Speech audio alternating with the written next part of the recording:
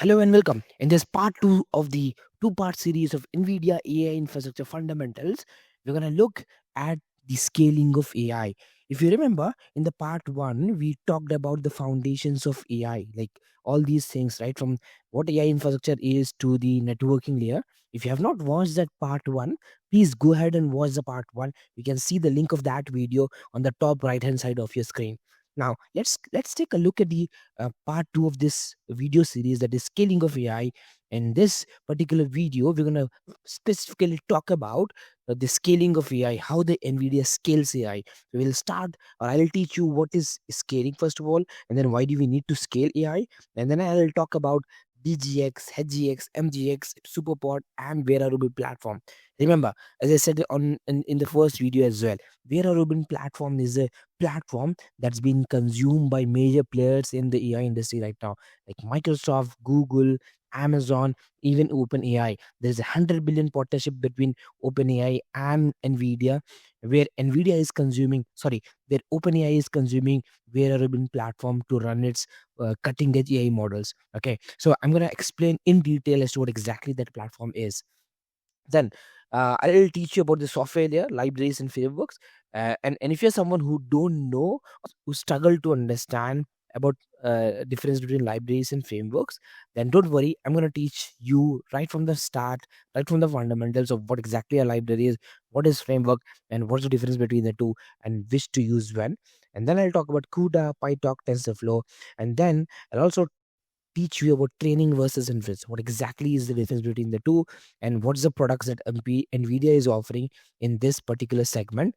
And then I'll talk about the deployment environments. Where do you need to deploy your AI, and which is more sensible when, and then final takeaways. So this video is packed with a lot of information related to pertaining to scaling of AI. If you have not watched the part one, that's a foundations one. Please go ahead and watch it, because that's the basis on which this video is dependent on. All right, let's move on. So why do we need to scale AI? AI systems must scale to serve millions of users globally, right? That's the truth. Any company building their products, obviously they think from the scaling standpoint. So scaling any AI model, if it's serving globally, then it should be able to scale. So to handle this load, we fundamentally rely on two methods of scaling. In order to scale the servers, there are fundamentally two methods, that is scale up and scale out.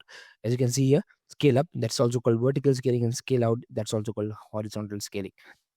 So how to scale that then? So what happens in scale up is, you add multiple GPUs, right?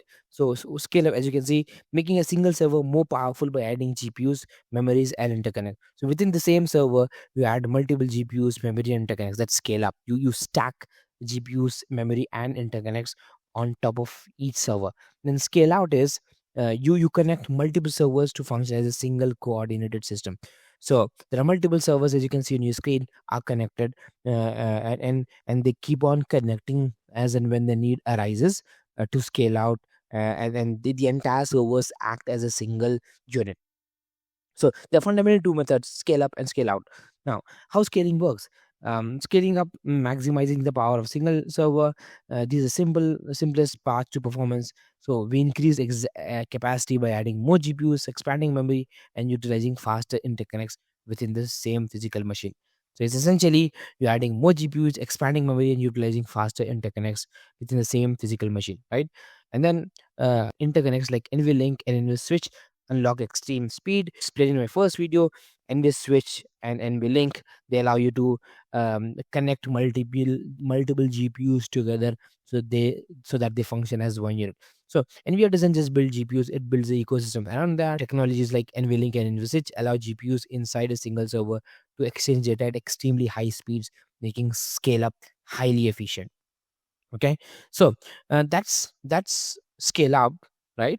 But and there's also called vertical scaling, but vertical scaling has its limits. As I said before, it has its hard limits. There is a limit till which you can scale up.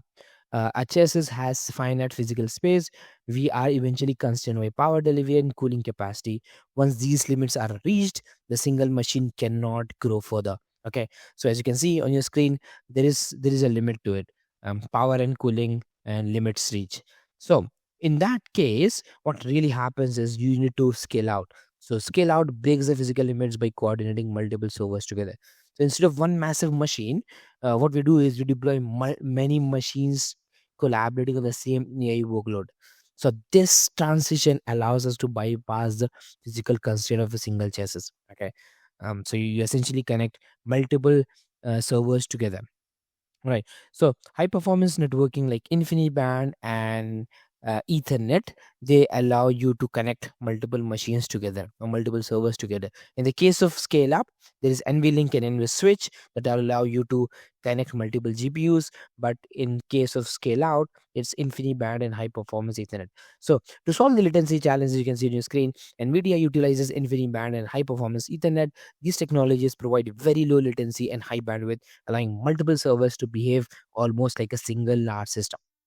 Okay, so um, now again, so once models outgrow a single server, networking becomes a bottleneck, and and that's when training is distributed. GPUs must synchronize constantly. Latency kills scaling efficiency. So Nvidia, so what? How exactly this happened is Nvidia acquired a company called Mellanox, and then that's when they built this entire suite of networking services. So InfiniBand, Ethernet, ConnectX Nics. So these are other specialized NICs to connect multiple servers together, and then RDMA, server to server GPU talk. Okay. Um, all right. So without high performance networking, scaling AI actually makes things slower. Okay. So high performance networking is extremely crucial, and these are the services that NVIDIA offers in this networking layer: InfiniBand, uh, uh, Spectrum X Ethernet, GPU derived RDMA, and ConnectX Next. So So now moving on to systems layer, right? So far we've talked about parts from parts to platforms. Now let's talk about systems layer, right? So hardware alone isn't a system. This AI system must handle power delivery, cooling, reliability, predictable performance, right? So far we have discussed parts in unison, or parts in parts alone. Now let's focus on system. So and NVIDIA offers multiple system. Okay, the first one is HGX, that stands for hyperscale graphics extension. So as you can see on screen, NVIDIA HGX H200 is one example. So what exactly is this? It's a modular server platform designed for OEMs like Dell, HP, to build custom AI servers. So what they do is NVIDIA builds this modular platforms and then sells it to OEMs like Dell, HP, and others, and then they build the custom servers from there. So the purpose is provides the building blocks like GPUs, NVLink, and baseboards that manufacturers use to create their own branded server solutions. Okay, and then what are the key features? Highly customizable. Partners can choose different CPUs, networking cards, and storage options to meet specific data center requirements.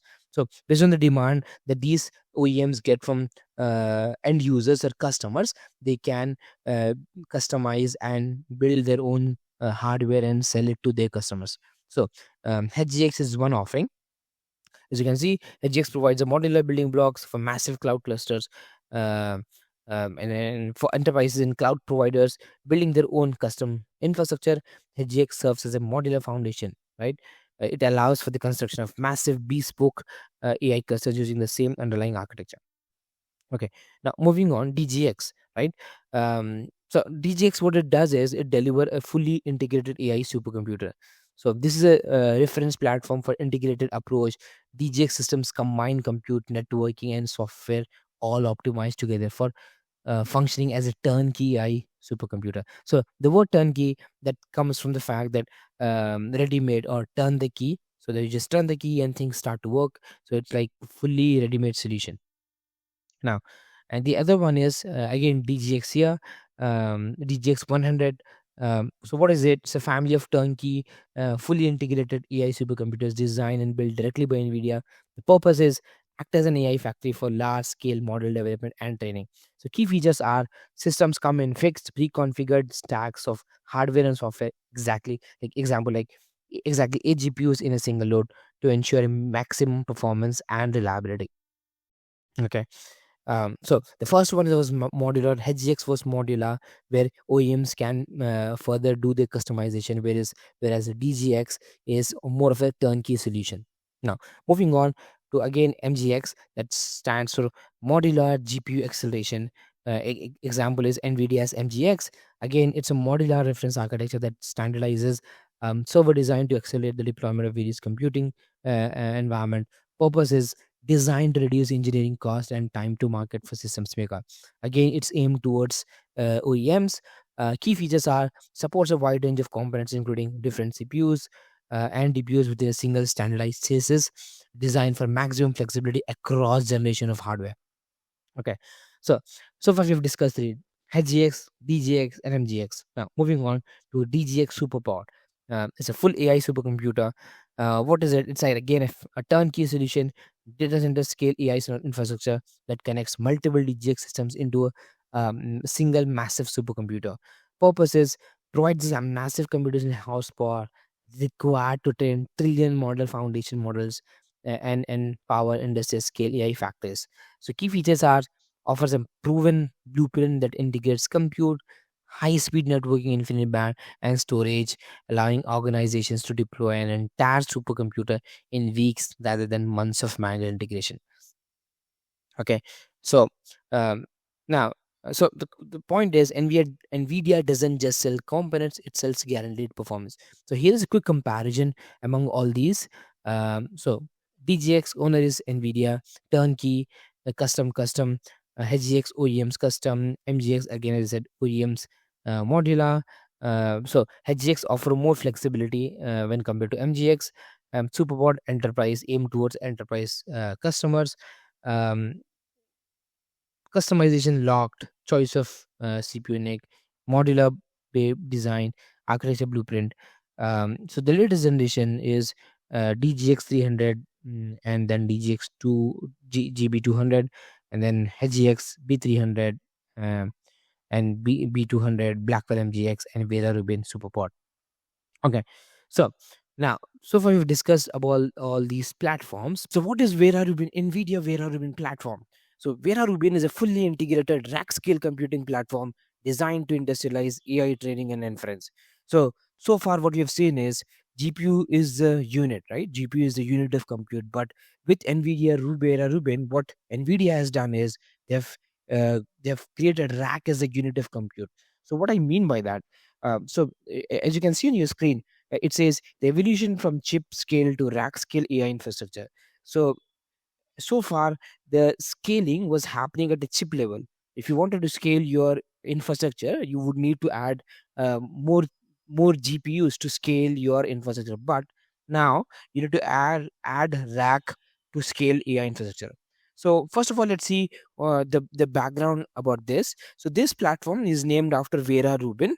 It's a pioneering American astronomer who provided the first evidence for the existence of dark matter.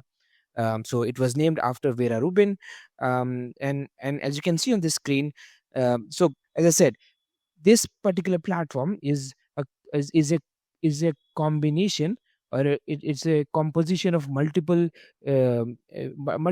products from NVIDIA, like Vera, which is for CPU, Vera CPUs, Rubin GPUs, NVLink switch, Bluefleet, which is a DPU data processing unit, and ConnectX. So it's a combination of compute plus memory plus networking plus security. So every component is engineered to work together as a unified AI engine. So here is a snippet from NVIDIA's documentation that says NVIDIA Vera Rubin NVL72. It unifies 72 NVIDIA Rubin GPUs and 36 Vera CPUs. NVIDIA ConnectX, those are SuperNICs, and then NVIDIA Bluefield 4 DPUs.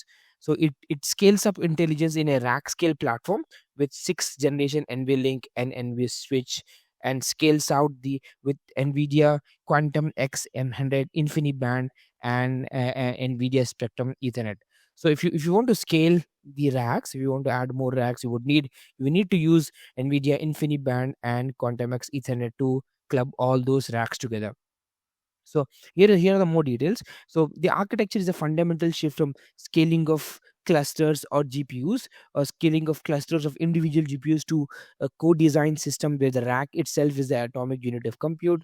Hardware stack, as we have just seen, it's a combination or a composition of multiple products from NVIDIA together to build a whole new rack.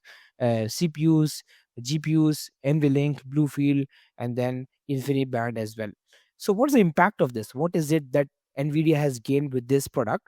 Is they have lowered the cost per token for inference. 10 times the cost has been lowered, and 4 times fewer GPUs are needed for mixture of expert training compared to Blackwell systems. So, compared to a SuperPOD, 4 times it's taking 4 times less GPUs and 10 times lowering the cost per token for inference. So again, this slide again talks about the same thing.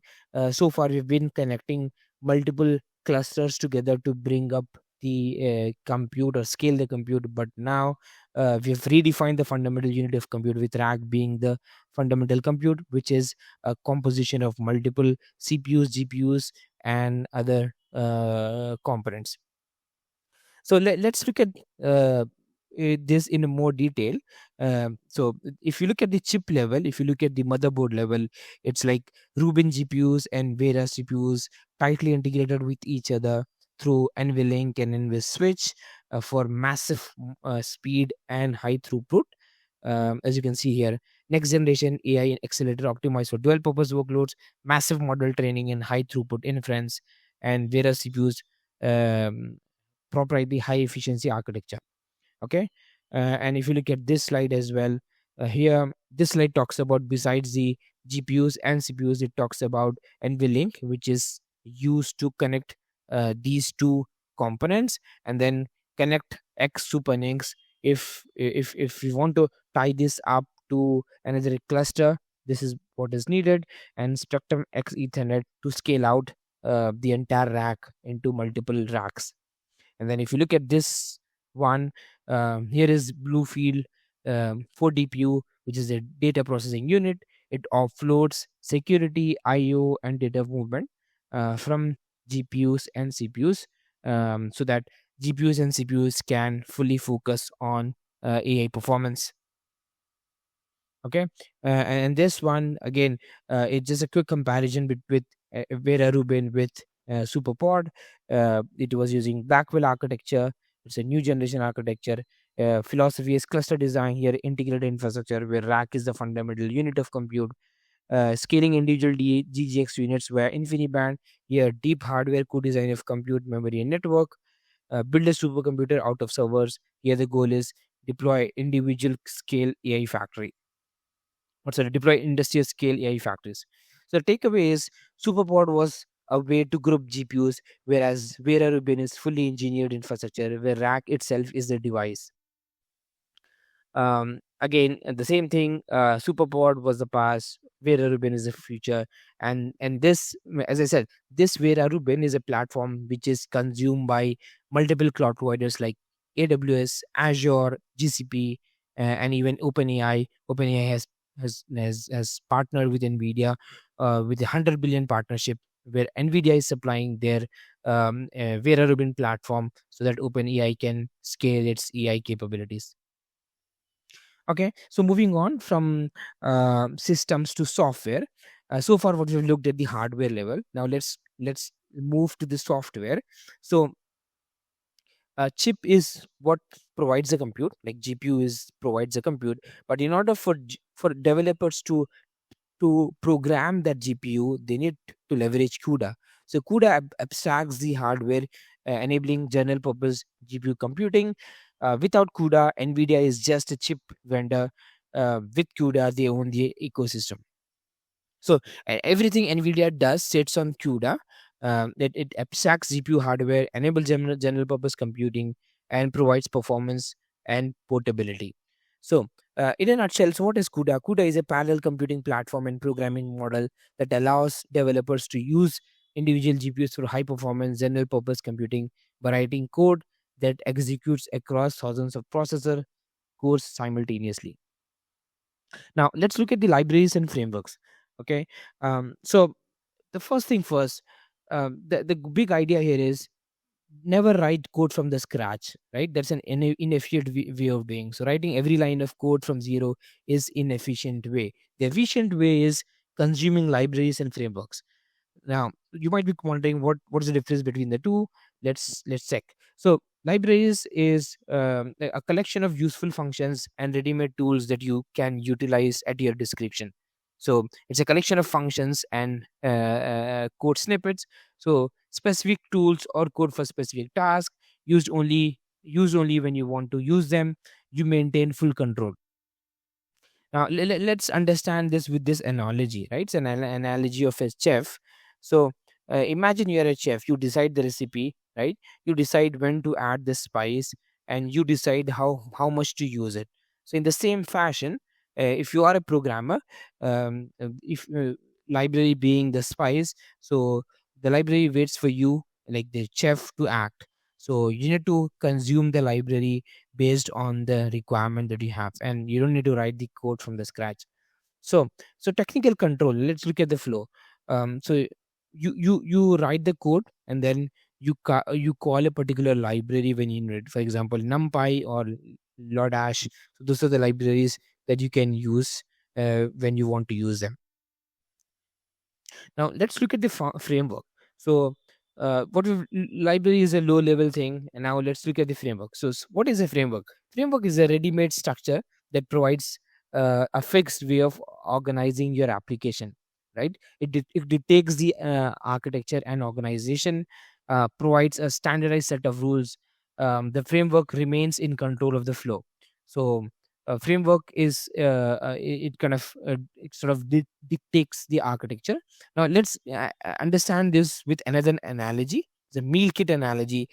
So the kit provides a specific steps. Let's assume you want to prepare a meal, and if you're using a meal kit, then it provides a specific steps that you need to do. It dictates where ingredients go, and you fill in the details. So framework is acts in the same manner. It The framework dictates the process to you that you need to follow. So the technical flow is something like this. Let's assume you're using a framework called React or Django, and you execute the code, and then you write your code inside the framework rule. So framework gives you rules or a structure or skeleton within which you need to write your code. So the crucial difference, what's the difference between library and then the framework? So library is, you call the code, like you consume the library within your broader code. And then framework, if framework calls the code for you. So if you're consuming a framework, then framework calls the code, and that code can be a combination of multiple libraries. So it's inversion of control. Okay, hope this was able to give you a good understanding about libraries and frameworks. With that in mind, let's try to understand the libraries and frameworks that NVIDIA provides. So here you can see low level NVIDIA libraries are CUDA, QBLAS, and NCCL. It's optimized math and communication. So framework, what are the frameworks that the very popular frameworks from NVIDIA are PyTorch, TensorFlow, JAX. Now, moving on, let's try to understand training and inference. So, what's the difference between training and inference? So, training teaches the model, whereas inference let it speak. So, when you train a model, you are basically teaching a model, and then when you give it a prompt, that's when inferencing comes into the picture, and you are letting the model speak. So, what are the softwares that NVIDIA provides in this in this stack?